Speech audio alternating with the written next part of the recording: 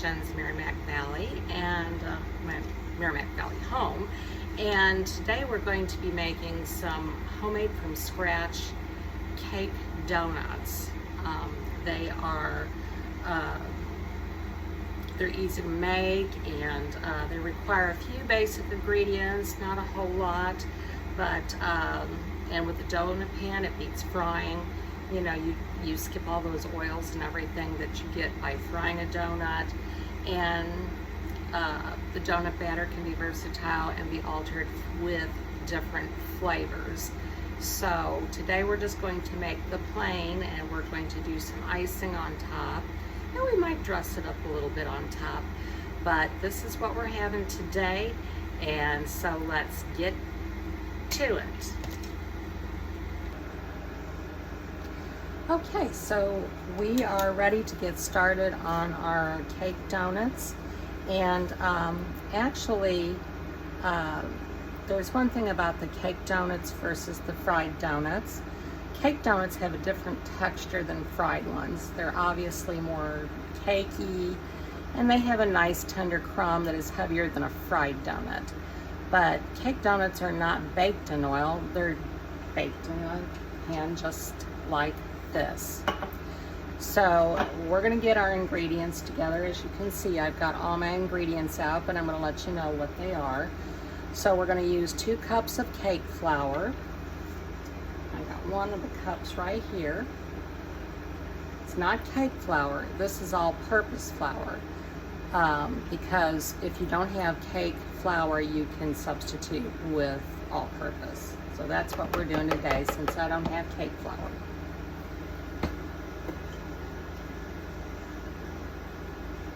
Just 1 more cup of all-purpose flour. Okay, so we've got that. Then we've got 3/4 of a cup of granulated sugar. So we're gonna do, okay, here's 1/2, and I'm just gonna estimate this to be 3/4 of a cup. So that should be just about right. I don't feel like I have to measure everything. I did this so much, but I do feel like you should if you're not familiar with what we call eyeballing it, and that's exactly what I do. All right, and we're gonna do 2 teaspoons of baking powder. Let's see, I brought the teaspoons over here somewhere. No, it's right here. So 2 teaspoons of baking powder.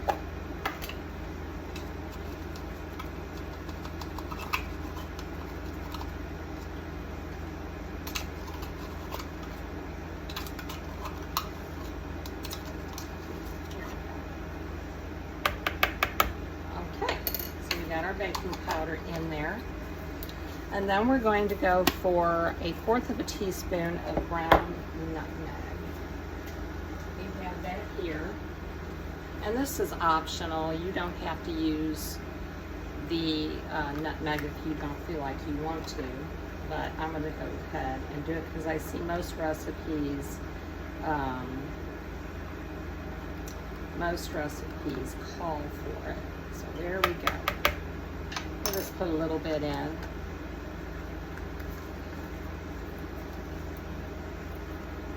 Okay, now, and then we're going to do 1 teaspoon of salt. So we're going to get our salt, measure out 1 teaspoon. There we go. All right. Now, one thing I didn't get was my other bowl, so let me grab that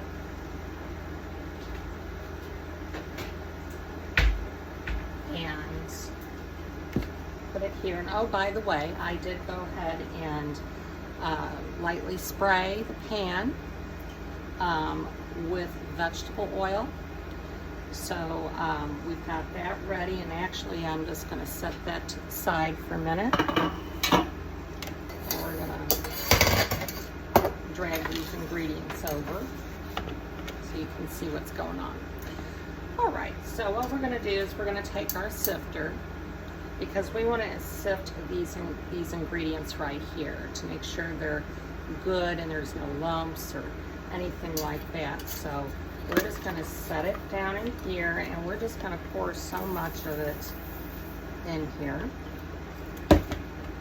And we are going to sift.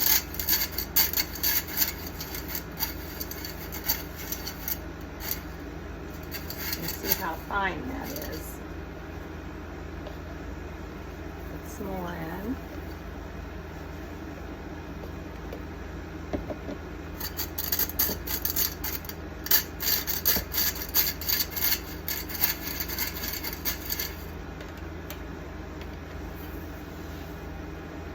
And put the rest of it in there.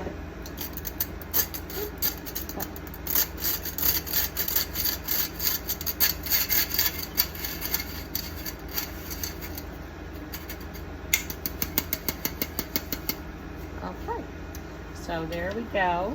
Let's go set that over yonder there. Give me a spoon, a bitty spoon here. Okay, so that is finely sifted.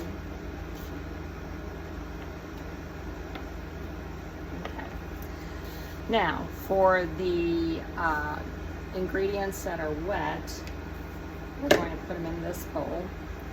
And what you're going to do is, I'm going to get my buttermilk out of the refrigerator.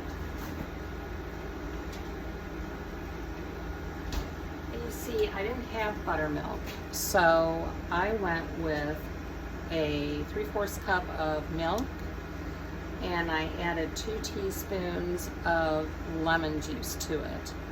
Or you can add 2 teaspoons of vinegar. You can use dried buttermilk and reconstitute it and use that as well. So we're just going to go with this today, and that'll be in place of buttermilk that you would buy at the store. All right, so, and I do have my oven heating to 425 degrees.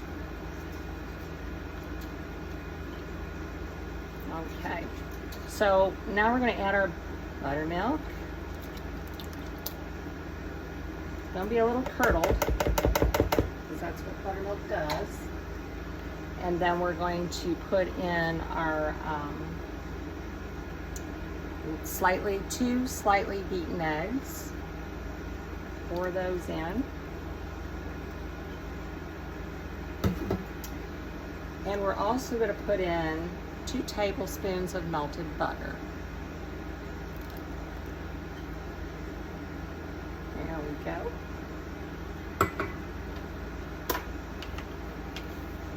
Start off with just kind of folding this all in.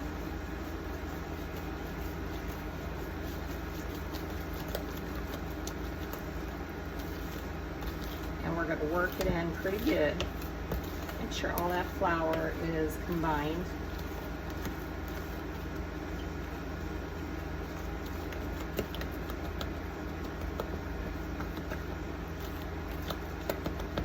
It's kind of a batter that you kind of have to work with. It'll definitely give you a muscle.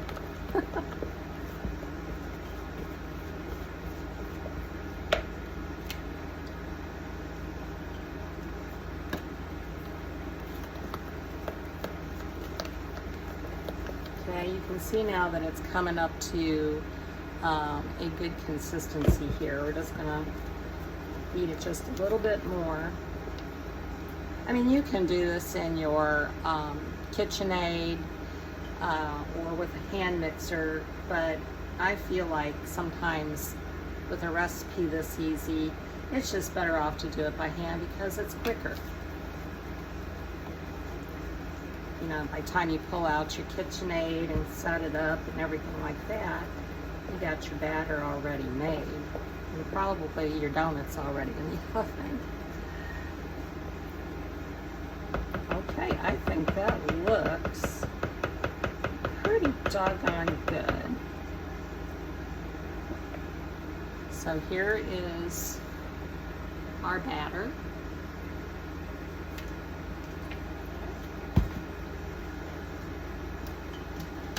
Extra light here, so let's take a look at this again. The batter is right here. It's so good. It's all just ready to go. Okay, so we're gonna put that in there. I did not use that, so I'm gonna put that back. All right, so we're gonna retrieve our pan. Move all this out of the way. Now, as you can see, this is only going to make 6 donuts at a time. So we're going to have to make multiple batches of it, but that's okay. You know, we can do that because they don't take that long to bake, really. And you only want to fill these about 2/3 of the way up, just like a cupcake. So, you know, that right there is something you need to keep in mind with. Now, since this has something that's kind of pourable, I'm just going to go ahead and see if I can pour this. Okay, let's try this in a different bag. Get it open here. Just one of those things, you know, you have to work with it to make it do what you want it to do. I hope this works. Else we're gonna have a mess. Okay, let's try getting this out and into this bag.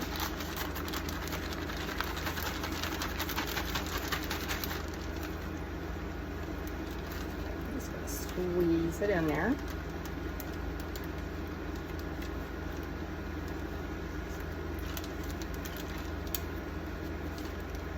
And once we get this set up, then we'll be able to pipe it all into the pan. Let's see, I want to get it all out of there. So it's kind of just flowing out a little at a time. I'm not trying to make a mess here. Okay.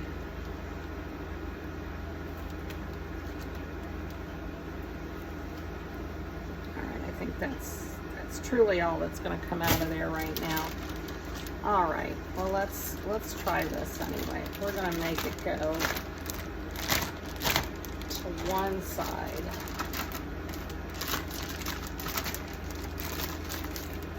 Pull it all down. See, the same thing here. It's going to do the same exact thing. Just about, anyway. Let's pull it all down.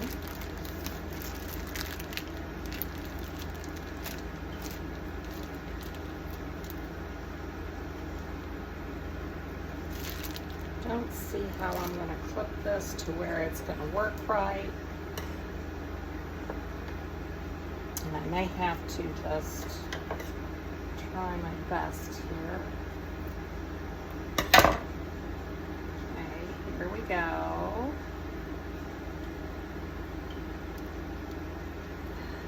And we're going to fill up this one as well.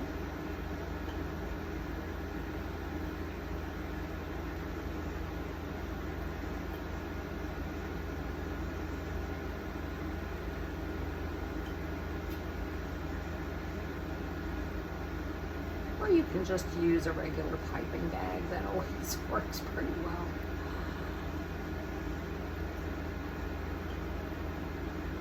Okay, so it seems to be doing okay. It's a little awkward, I think, but it is doing good. Okay. Let's fill this one up.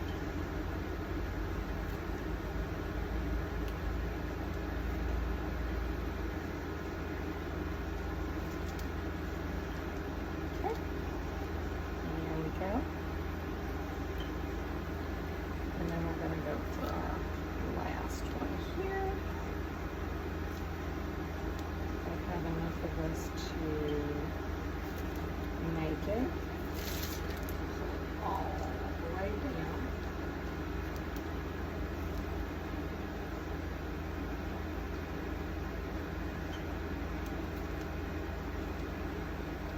Maybe a little messy, I don't know. But we're going to get this. It's going to work.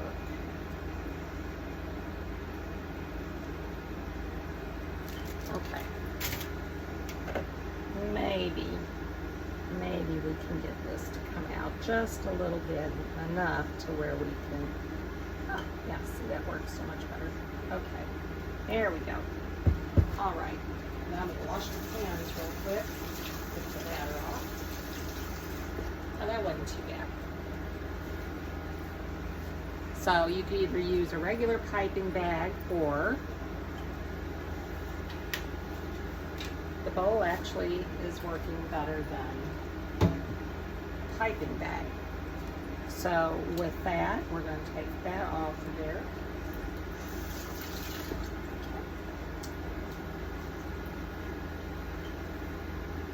Now these are going to go into the oven, and for about 7 to 9 minutes on 425 degrees. And when we get back from that, we're going to make repeat the process and make these donuts the rest of the way so that they can be cooling. See you in just a few.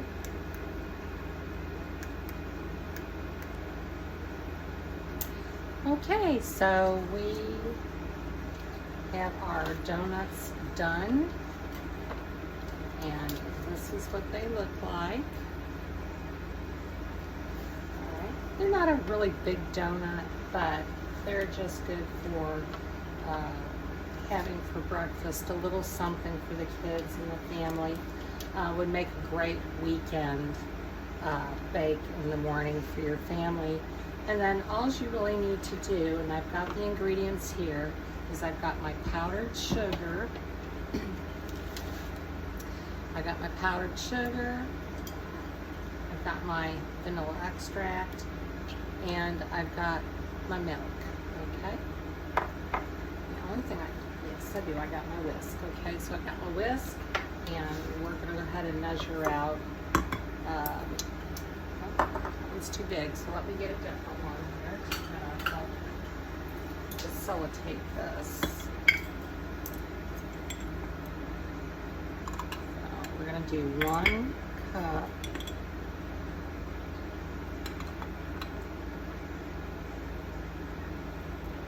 That should be about 1 cup right there.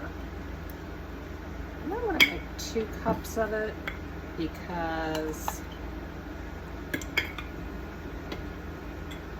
I can always use this icing on something else. Let's put it in the refrigerator and seal it up real good. Okay, so there we go. Got that. Just rinse off the hands for a minute here.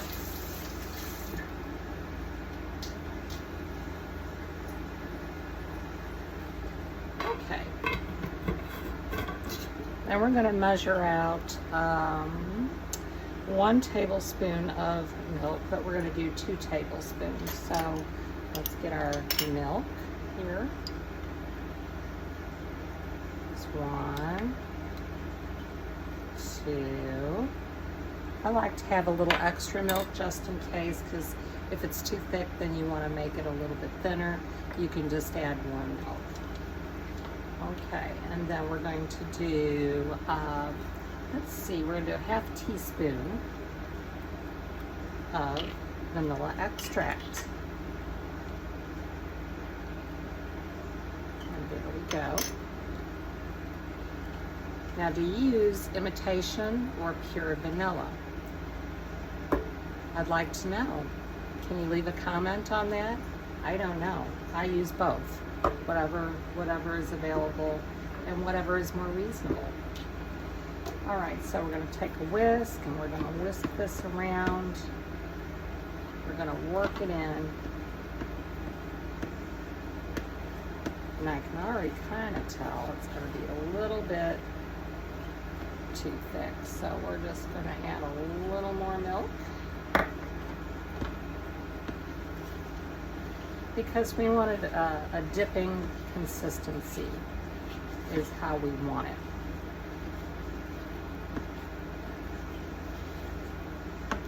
Yeah, see, that still needs to be thinned out just a little bit more. So really you just keep doing this until you get it the right consistency. It's starting to come together a little bit here. And I think we're going to use all this milk.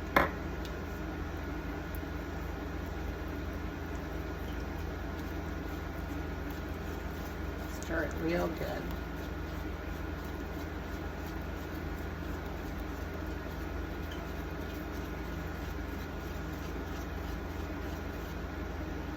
So we got a pretty good consistency there for dipping. All right, so we're going to put that over here.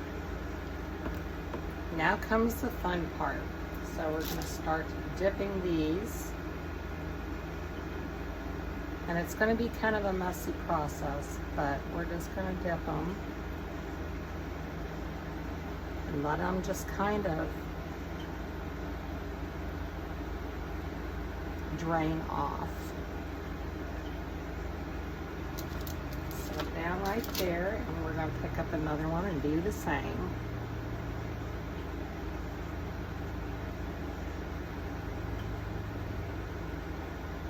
You can add coloring to this as well, and make the icing a little bit different color.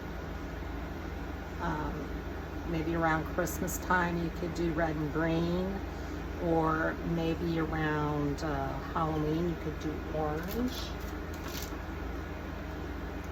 You get the picture. And see how that is? That's just letting it flow off there.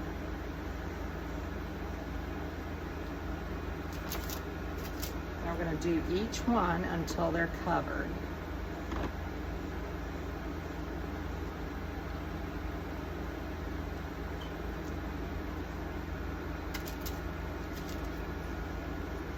This is really fun. I like doing this. It's kind of like good therapy. Look how luscious those are.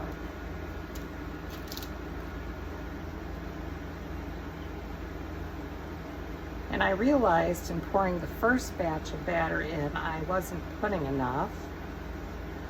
So on the second batch, I added a little bit more batter to each one of those cups. And they were just a little bit bigger. So make sure you do fill it up at the very least 3/4 of the way.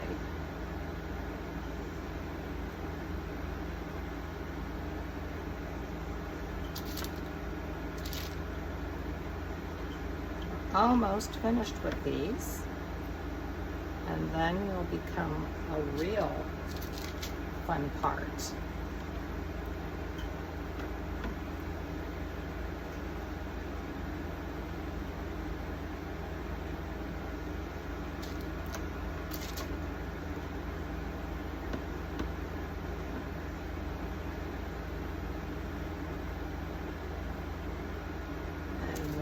Have it. So we've got a dozen light glazed. That's all right. A little bit.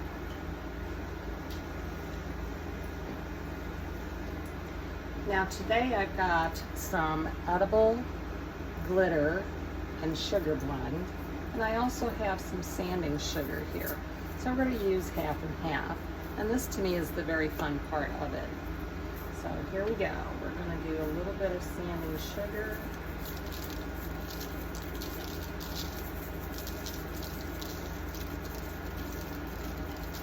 You don't have to do a lot. You don't have to do a lot at all. You could do a little. Whatever you like.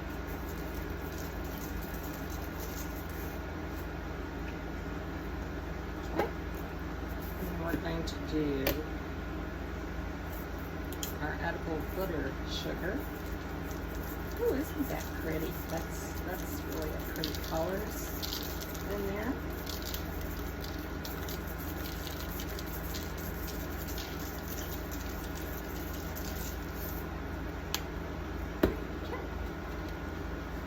There you have it. Some wonderful baked donuts that you could have ready for your family any time of the day. They are so simple and so easy. Now I'm going to put these in the freezer for a little bit and just let them get hard on the top with the glaze so it doesn't keep rolling down the sides. And we'll be back in a minute with a few extra pointers on making these delicious donuts. Okay, so here we are with our finished product, our beautiful cake donuts. Very simple, very easy. Like I said, you can make different icings on top, or you can dip them in cinnamon and sugar. You can do different icings. You can do flavorings in your batter. The possibilities are just endless with these. But whatever you do, just have fun making them. So that is it for today. Please like, subscribe, and share this video. Help it get out to all the folks out there. But I truly enjoyed having you with me in my kitchen today. And we'll see you all next time.